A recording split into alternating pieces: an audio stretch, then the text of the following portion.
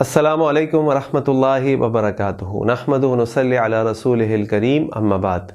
زکوٰۃ الفطر ہر مسلمان کے اوپر فرض ہے، چاہے وہ مسلمان امیر ہو یا غریب، چھوٹا ہو یا بڑا، غلام ہو یا آزاد۔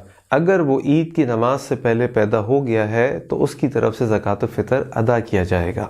زکوٰۃ الفطر سے متعلق سب سے پہلا اہم سوال یہ ہے کہ زکوٰۃ الفطر کب ادا کرنا ہوتا ہے؟ زکوٰۃ الفطر ادا کرنے کا وقت شروع ہوتا ہے جب رمضان مبارک ختم ہو جاتے ہیں اور شوال کا چاند نظر آ جاتا ہے۔ اس وقت سے لے کر عید کی نماز سے پہلے تک زکوٰۃ الفطر ادا کرنے کا وقت ہے۔ کچھ صحابہ سے ہمیں عمل ملتا ہے کہ وہ 28ویں اور 29ویں رمضان کو بھی زکوٰۃ الفطر ادا کیا کرتے تھے، اس لیے علماء نے اس کی اجازت دی ہے کہ اگر کوئی شخص احتیاطاً زکوٰۃ الفطر کو 1 یا 2 دن پہلے ادا کرنا چاہتا ہے تاکہ اس سے کوئی بھول نہ ہو جائے تو وہ زکوٰۃ الفطر 1 یا 2 دن پہلے ادا کر سکتا ہے۔ زکوٰۃ الفطر کے متعلق دوسرا اہم سوال یہ ہے کہ زکوٰۃ الفطر کن چیزوں میں سے دیا جائے؟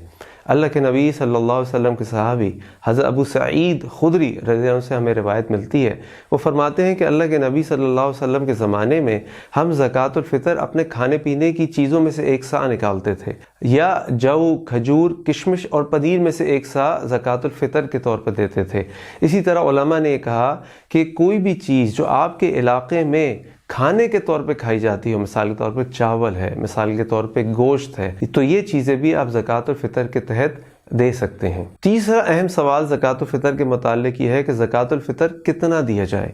اللہ کے نبی صلی اللہ علیہ وسلم کے صحابی کی حدیث جو میں نے آپ کے سامنے رکھی، اس میں فرماتے ہیں کہ ہم اللہ کے نبی کے زمانے میں صلی اللہ علیہ وسلم زکوٰۃ الفطر 100 دیا کرتے تھے۔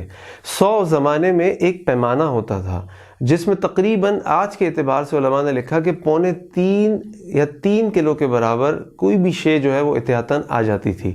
اسی لیے جو بھی چیز آپ زکوٰۃ الفطر کے طور پہ ادا کرنا چاہتے ہوں وہ تقریباً 3.25 یا 3 کلو کے طور پہ پر پرسن یا فی کس کے طور پہ زکوٰۃ الفطر ادا کیجیے۔ زکوٰۃ الفطر کے متعلق چوتھا اہم سوال یہ ہے کہ زکوٰۃ الفطر روپے اور پیسے کی صورت میں بھی ادا کیا جا سکتا ہے؟ جی ہاں، کچھ علماء اور فقہاء نے اس بات کی اجازت دی ہے کہ زکوٰۃ الفطر اگر آپ دینا چاہیں تو اس کی قیمت بھی لوگوں کو ادا کر سکتے ہیں، لیکن اگر آپ اللہ کے نبی صلی اللہ علیہ وسلم کی اس حدیث پہ غور کریں تو اس میں اللہ کے نبی فرماتے ہیں کہ زکوٰۃ الفطری طہرۃ للصائم من اللغو والرفث وطعمۃ للمساکین۔